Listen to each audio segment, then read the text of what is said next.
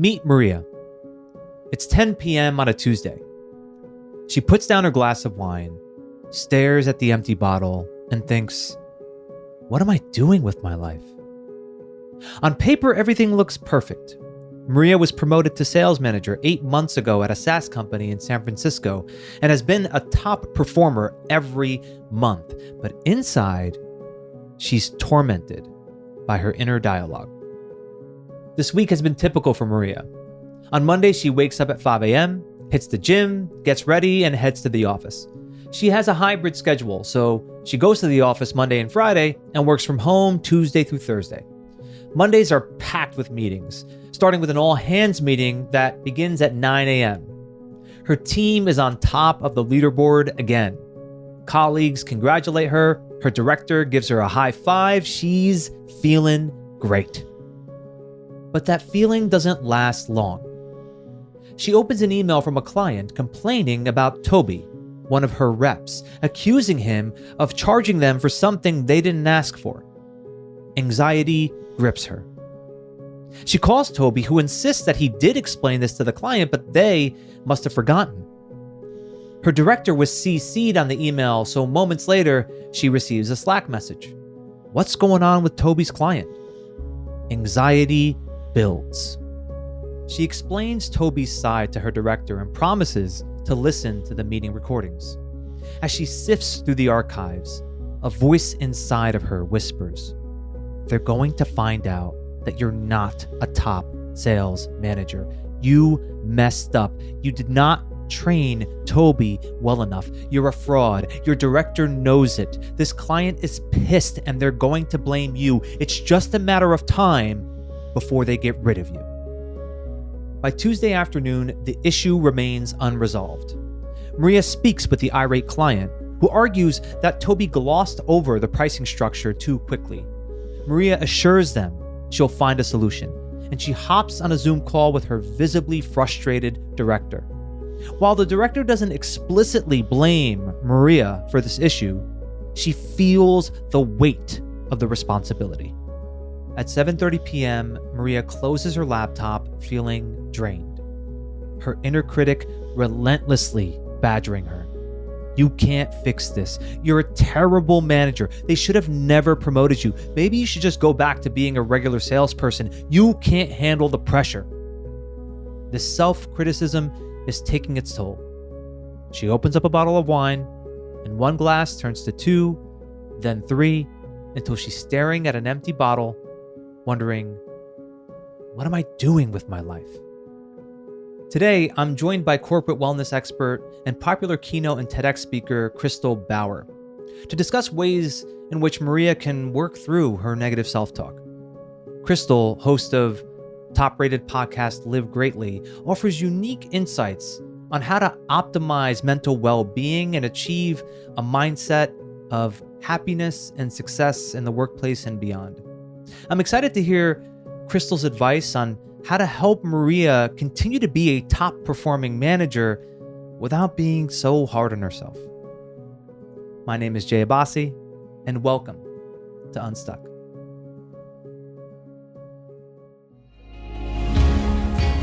Real people, real stories, real solutions. While the details are changed to protect anonymity, what you just heard is based on a true story of challenges that come up in the real world.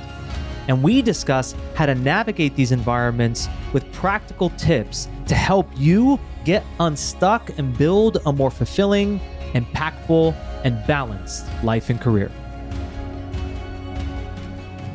So Kristel, I've always known you as a wonderful speaker, a subject matter expert on leadership, on personal development, on well-being, but you had a different life before all this when you were in healthcare. And I'm curious to find out what really triggered you to pursue the work that you do now. Was there a moment, was there an instance of something happening that led you down this path? Ooh, big question, Jay. Let's jump into it.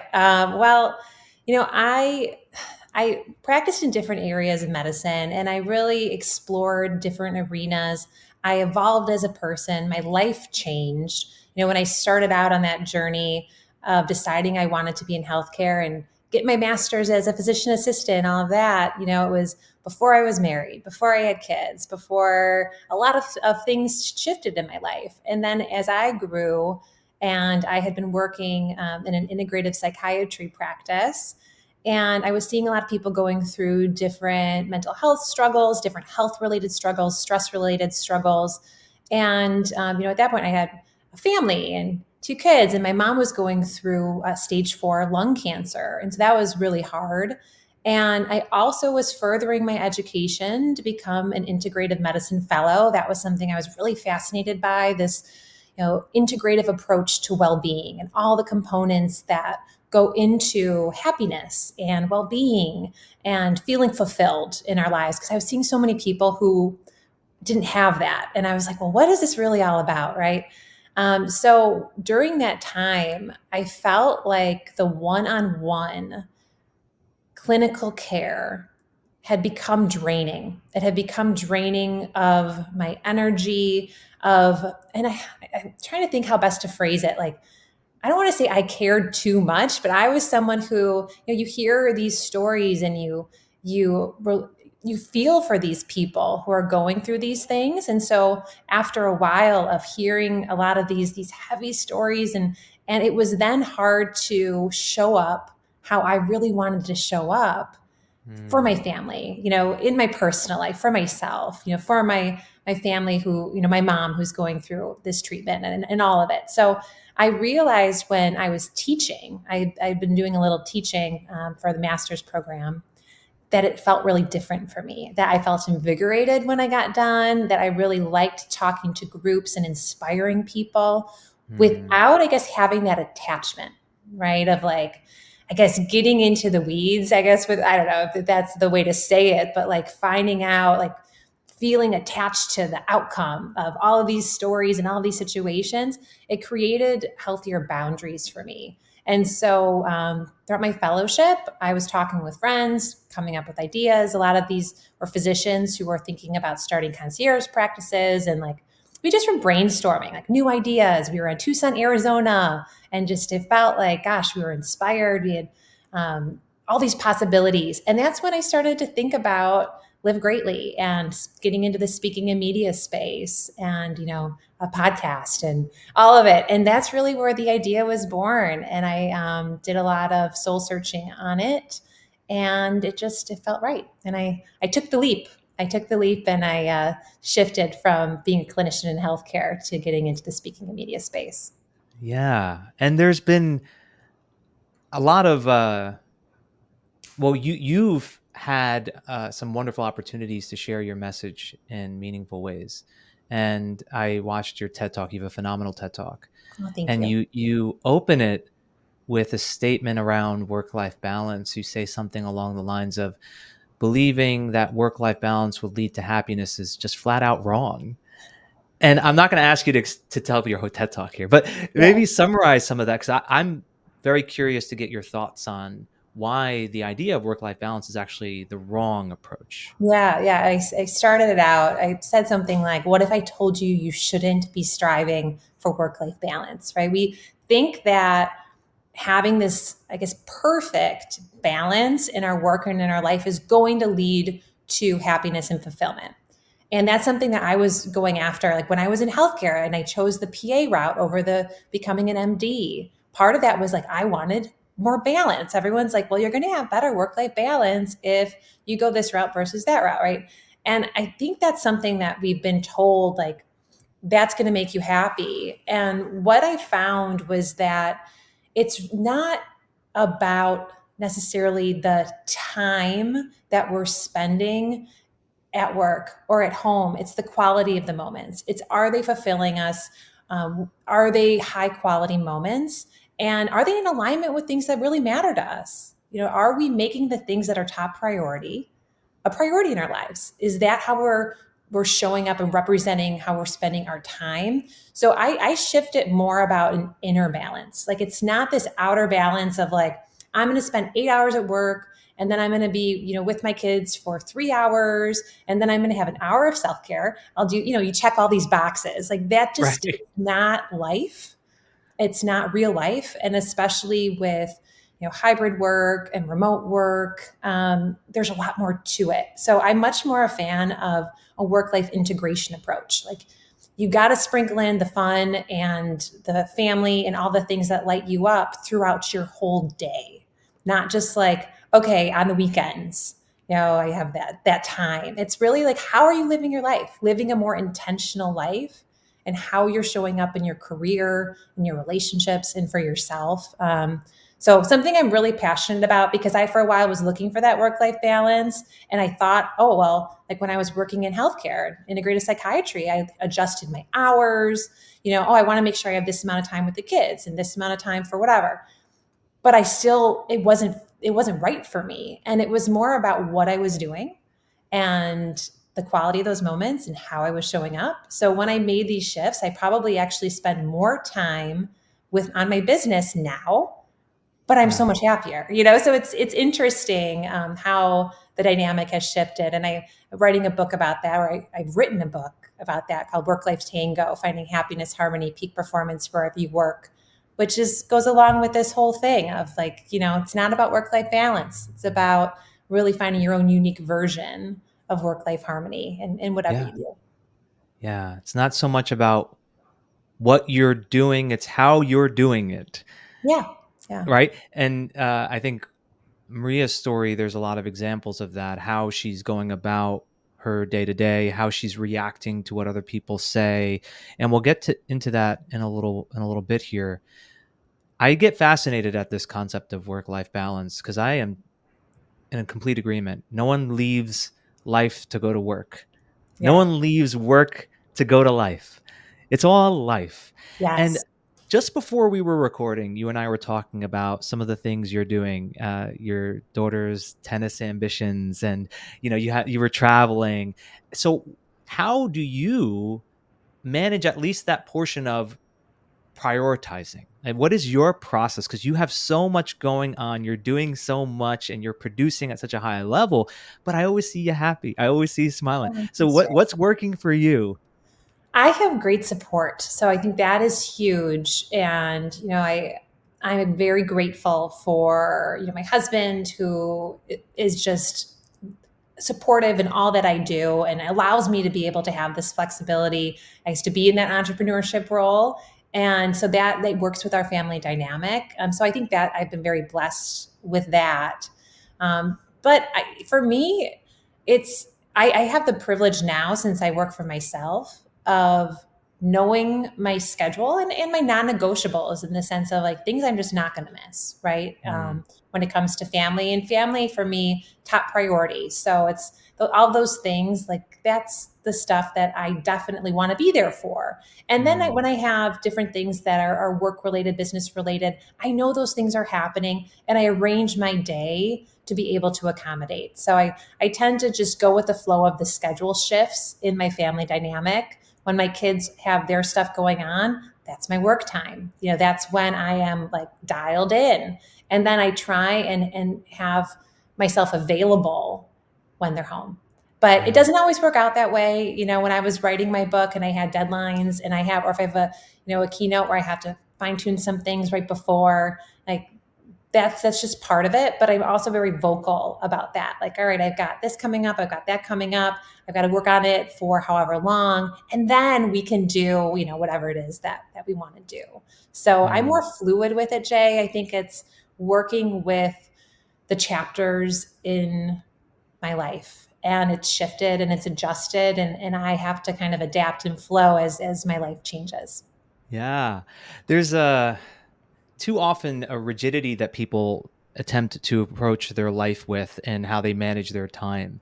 I find it all the time with the Yeah. clients I work with. Either I'm all in on this perfect structure and it has to be exactly this way, or I'm in complete chaos. Yeah. And we fall into this binary thinking. In reality, the best approach is to have that fluidity while knowing what your priorities are and fitting your work into your life rather than trying to fit your life into your work. So I want to ask you to go back in time with me a little bit. I was reading an article you wrote in Entrepreneur about how when you were 18 years old, you had to do public speaking for a Mhm. class, and because it's very related to Maria's story, because you were saying how you were dealing with some negative self talk. some limiting beliefs there. Can you take me back? What was that Yeah. experience like? And then what did you learn from that? Sure. I mean, public speaking for a lot of people can bring up a sense of like fight or flight, like run, panic and fear and anxiety and all of that. I know that's a big fear a lot of people have. And back when I was starting out in college, that was something I was not comfortable with. I was not comfortable with public speaking, especially in front of people I didn't know. Like that was something that would make me cringe. And so I had a communications class, which was mandatory. You had to do it. And I had to give a speech in front of a class. And it was, I don't know how many people were in there, maybe 30, not huge, right? Like small group, but I didn't know the people in there. And I can't even remember exactly what it was about, but I just remember the night before, I was terrified. I was so nervous about it, complete butterflies. I had my little note cards, I was practicing. But I just remember the feeling of the uncomfortableness and the worry. And I did it, right? I got through it. And I was so nervous sitting there in that desk, like waiting for your name to be called, right? And I did well in the class. I think I got an A in the class. But that fear and the feeling of nervousness and uncertainty, fear of being judged, what are people thinking about how I'm looking up there? That stuck with me where I had this feeling and this idea then of I'm really bad at public speaking. And even though I got an A in the class, which is funny, but it's because it made me so nervous.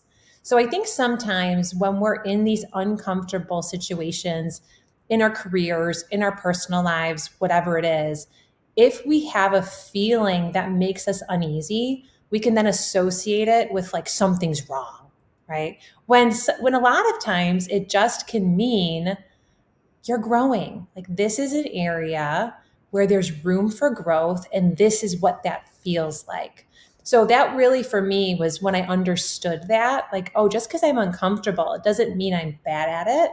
It means that it's new and that's okay and that's expected and that's normal.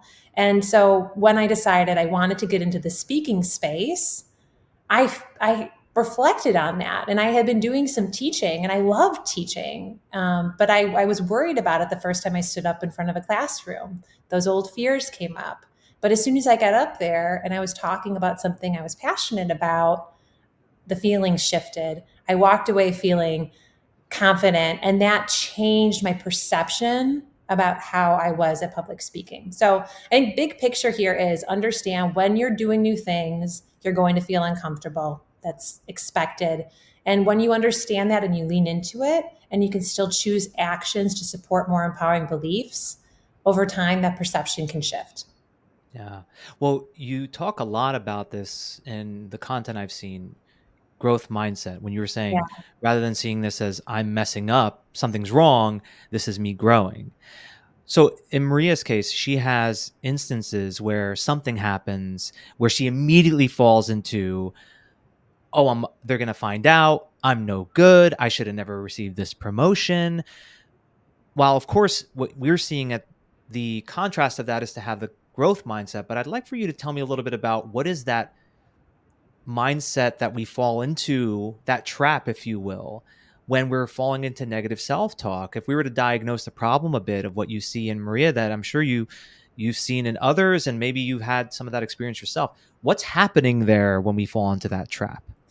So I think a lot of times if that's happening, not always, but it can be when you're in a reactive state. So it's like if something happens, there's a situation that spikes worry or spikes anxiety or spikes fear, then that's going to spike the parts of our brain that are like, oh my gosh, something's wrong. We're not going to be as rational in that time. So I think it's understanding like just because you're having thoughts pass through your mind, they're just thoughts. You don't need to believe them. You can just let them go without being like, I can't think this about myself or I shouldn't, or all those things that could come up.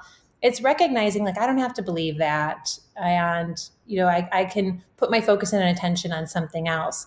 So I like to use the phrase, how can I view this in a way that's more empowering for me? Because I think it's natural. Like if you have a situation that is uncomfortable, or if someone If perhaps you feel attacked at work, like with maybe someone saying you're doing something wrong, or, I think it's natural to have some fears surface, and that's just part of being human. You're going to have fears pop up, but it's how do you respond to them? So, part of this is training ourselves to go more in the direction of focusing on the solution instead of getting stuck in the problem, because it's really easy to get stuck in the problem. But instead, like, all right, well, what can I learn from this? Focusing on how can I move forward from this? What are the big takeaways? How would I approach this differently in the future? And if you do mess up, if you do make a mistake, like, you own up to it, and then you move forward and you learn and you grow. But there's so much here, Jay, that I feel like there's so many layers. Those are just a few things that come to mind. And then if people are really struggling with this, if they're having a hard time, if they're falling into behaviors that are not good for them, like, definitely seek out support. There are people that can help, and whether that's your healthcare provider, a counselor, whoever's on your care team, I think it's really important that people that are having a hard time, they ask for help and get support from people in their lives. Yeah. We are immersed in our own minds and our own emotions. And so often, if we are attempting to do it all on our own, we're just going to be staying in the same storm that has been built. And every now and then, it's perfectly fine to ask for help, to be able to have somebody who can pull you out of the storm and to be able to see things from other angles. Now, one thing that I find, Kristel, is that oftentimes people are in that state of reaction as you were describing, and they don't realize it until it's way too late. Yeah. Right?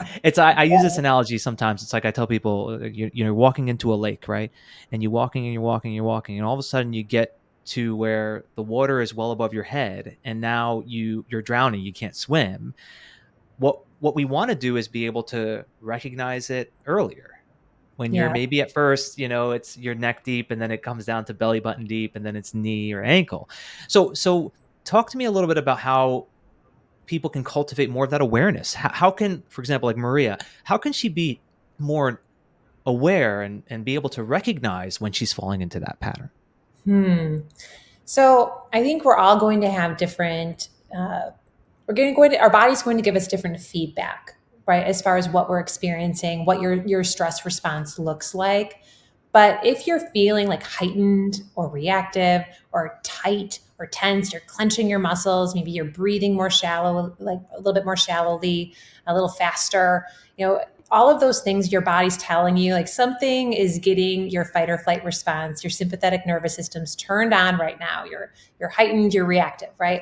So I think for us to be able to have really good decision making for that kind of that longer term success, we want to have a clear mind and not be as reactive. Now, obviously, there are going to be situations where obviously if you're ever in danger, you need that. Like, you need that response to get you out of it.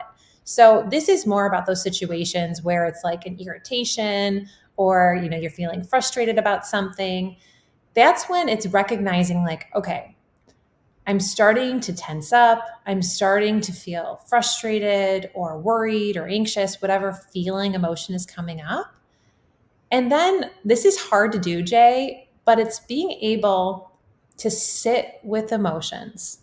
We don't like to sit with uncomfortable emotions. I don't like to sit with uncomfortable emotions. I'm sure you don't. No one does. It's not like, yay, I feel, frustrated or upset or whatever. But if you're able to know, like, this will pass. Okay, this is going to pass. Maybe there are certain things you can do to help it pass sooner, like get outside, get some fresh air, go for a walk, do a breathing exercise, talk to a friend, get a change of scenery, right? There are so many things you can do to speed up that process. But recognize, like, a lot of the time, we don't have to react yet. We can allow ourselves to settle.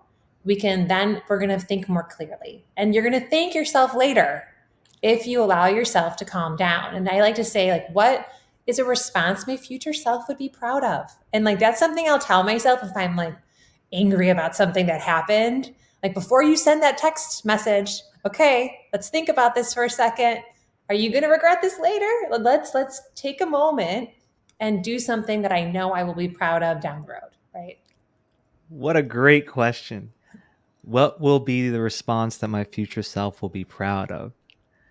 What a way to get you out of the reaction of whatever the situation is and into much more objective analysis and consideration of your future experience. Yeah. I love that question. I've never heard it phrased that way. And what you were describing, I have a mentor who once said it this way. He said, sit in your soup.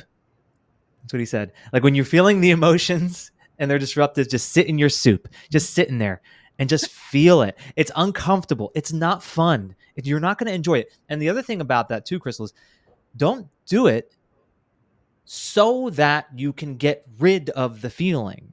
Mm. If you approach it that way, then you're still in the cycle of resistance. You're still saying, it shouldn't be like this. It's to sit with it for as long as you need to until it naturally dissipates. And I know for sure that the more you do that, the less the grip will have on you over time. It will start to loosen. It won't be as much every time. So I love where you're coming from here. Now, I have a note here that I want to read directly because it was a research that you put in one of your articles on Entrepreneur.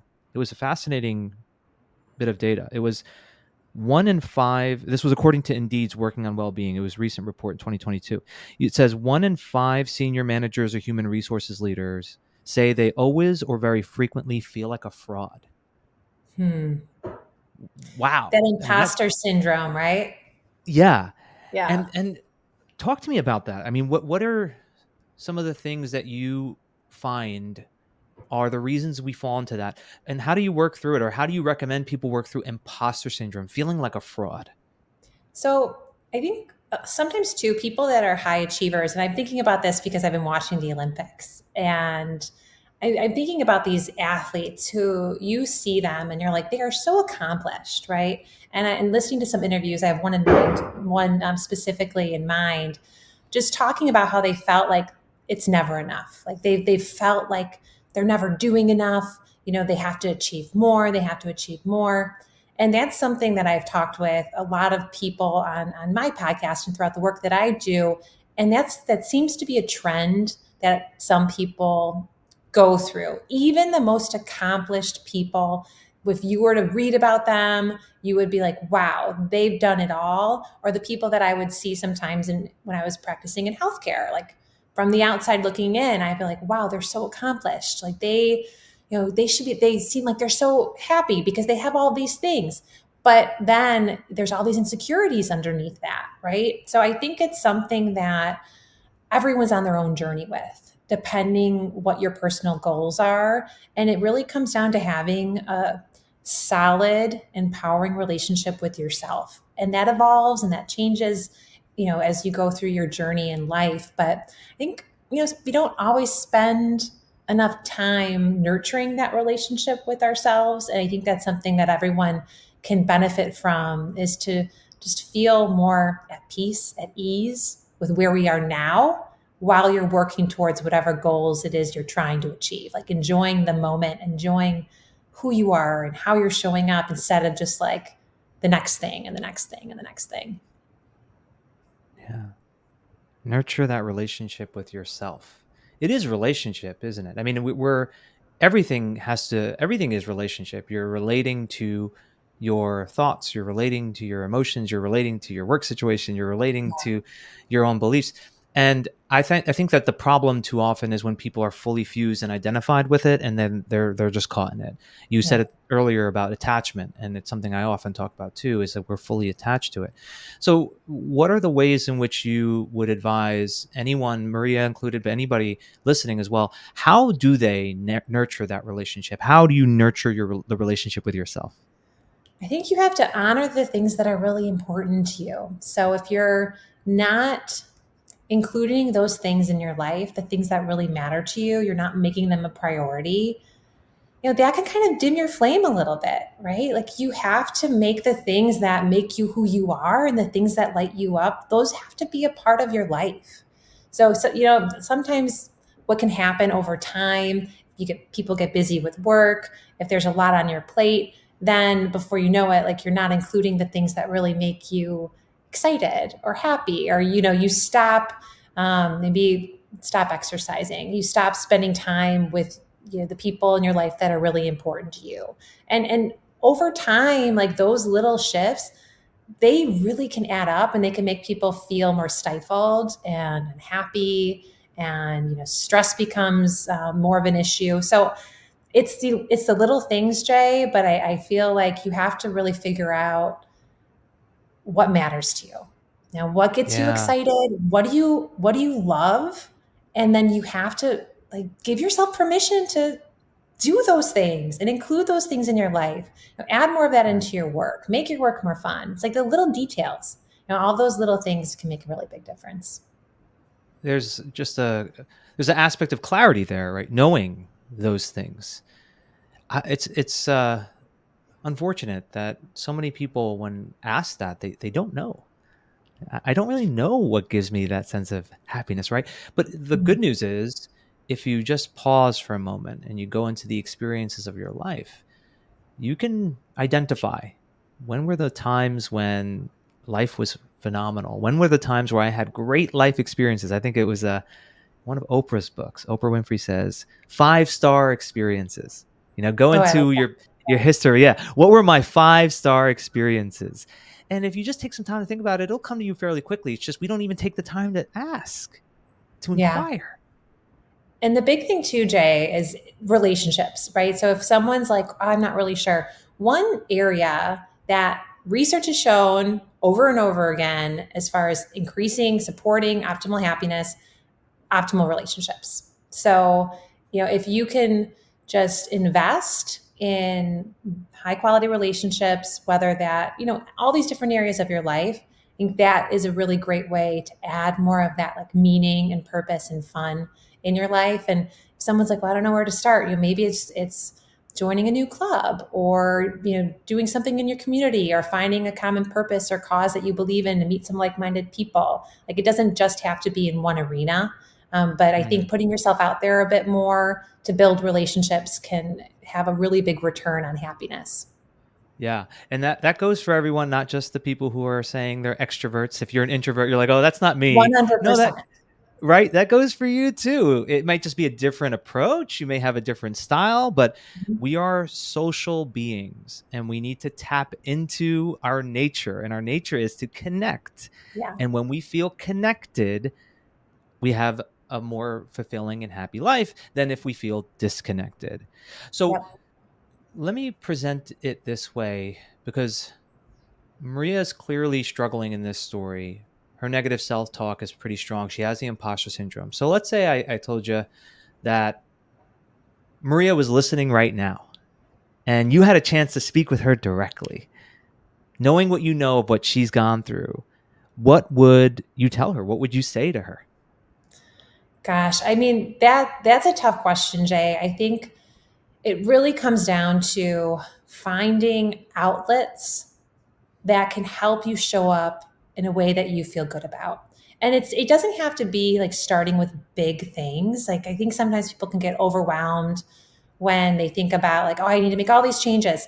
But it's like, what's one thing that you can do that then you can feel good about how you showed up? Like, I know in the story with Maria, it was like she wasn't feeling good about how she was showing up, right? Mhm. So, what would be something that you would feel good about, right? And then what's an actionable thing, like, something tangible, like you can do today that you would feel good about? And it could be something as simple as, like, calling a loved one that you haven't talked to in a while, like writing a note, like a kind note to a family member, or helping out someone who needs your support. I think these little things where you can feel like, I showed up in a way like I really feel good about. Doing more of that helps, but ultimately, it's how you're living your life. It's how you're showing up. There's the story with Maria. There's so many layers there with the self-talk, and then the lifestyle choices, and a lot of these things where, definitely she would need support in a lot of these arenas.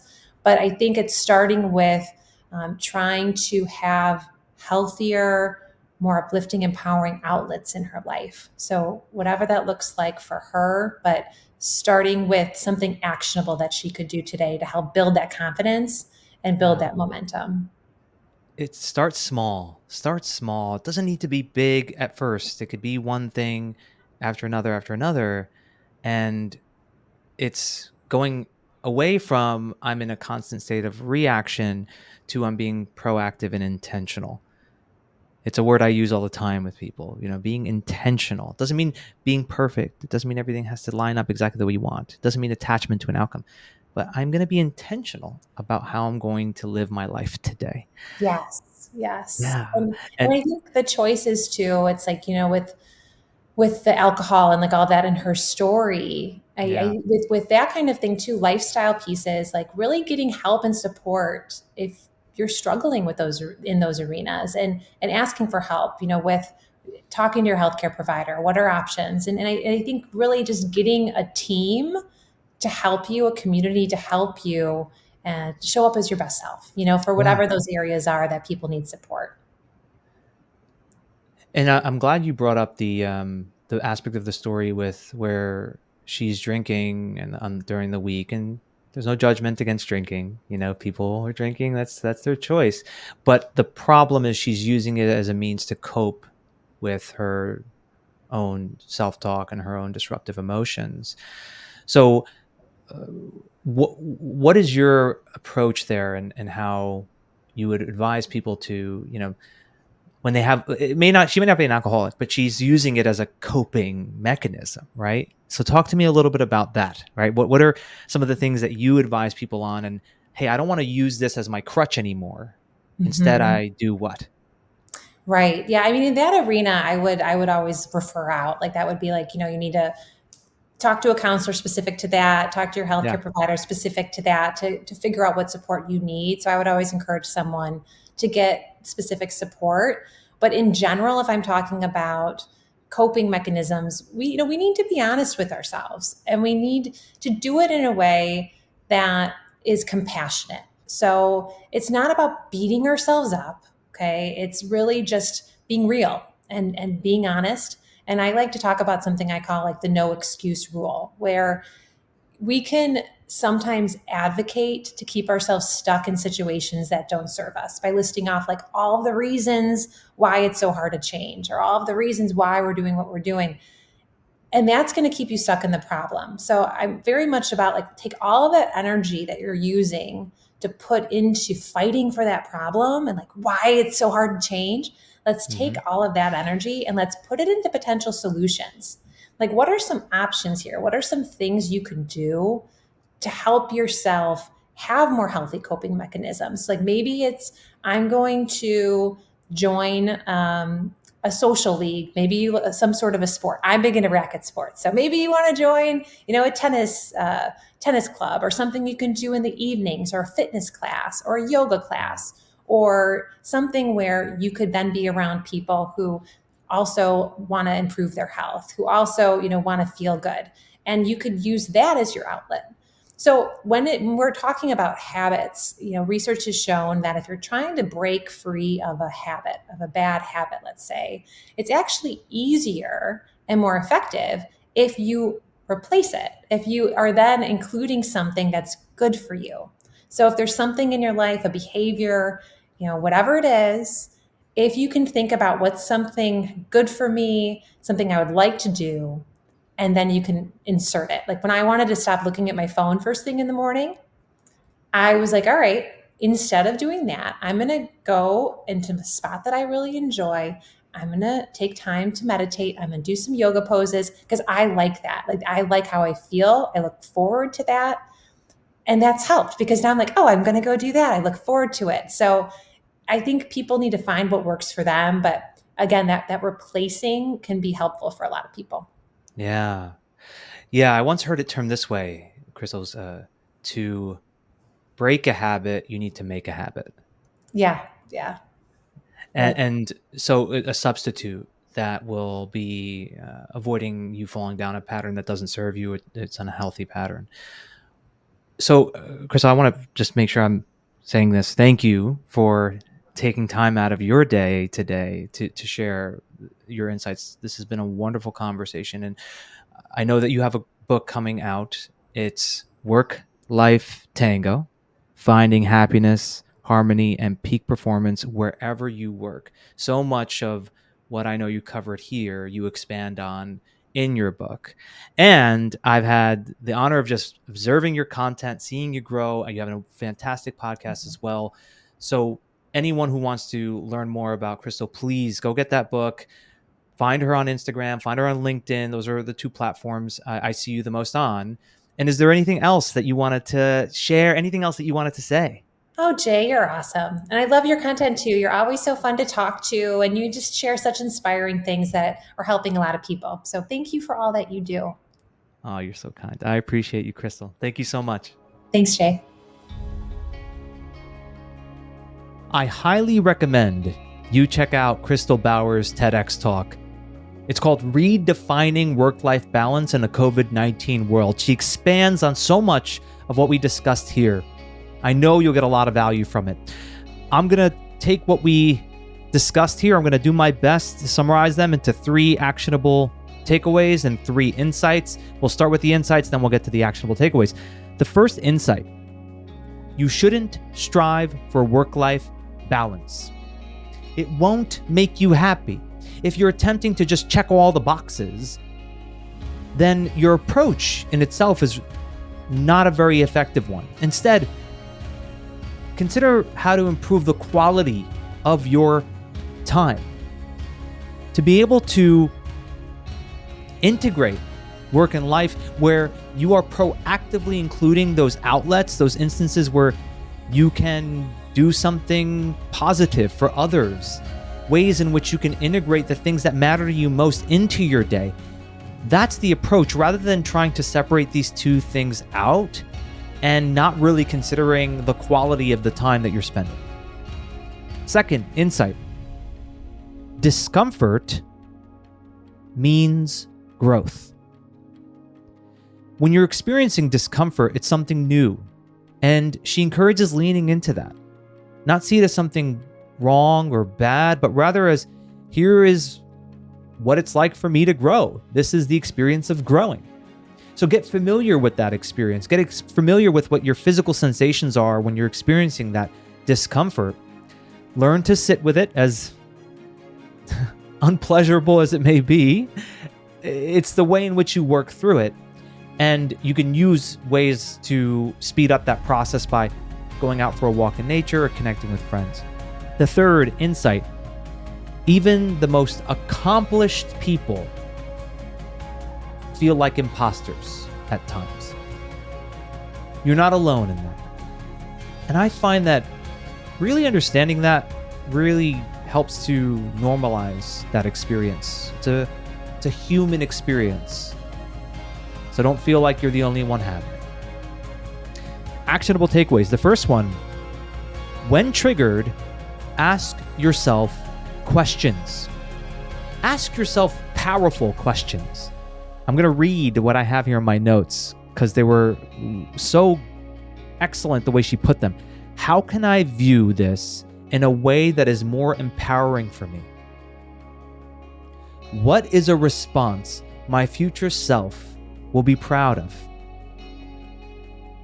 Consider these tools in your tool belt and utilize them in moments where you feel very triggered. Second actionable takeaway: to break a habit, you need to make a habit. So she referred to that no excuse rule. Rather than using all that energy to fight for the problem, consider what potential solutions you can tap into to replace any bad habits that you have. She used that example of meditating in the morning rather than reaching for her phone. So replace those bad habits with good ones. And then the third actionable takeaway, she just references it so much throughout the conversation, and I wanted to bring it up, which is to have a team around you, a team of support. Ask for help. Don't try and go about this alone. The first thing she said when I asked, how do you create better work-life integration for yourself?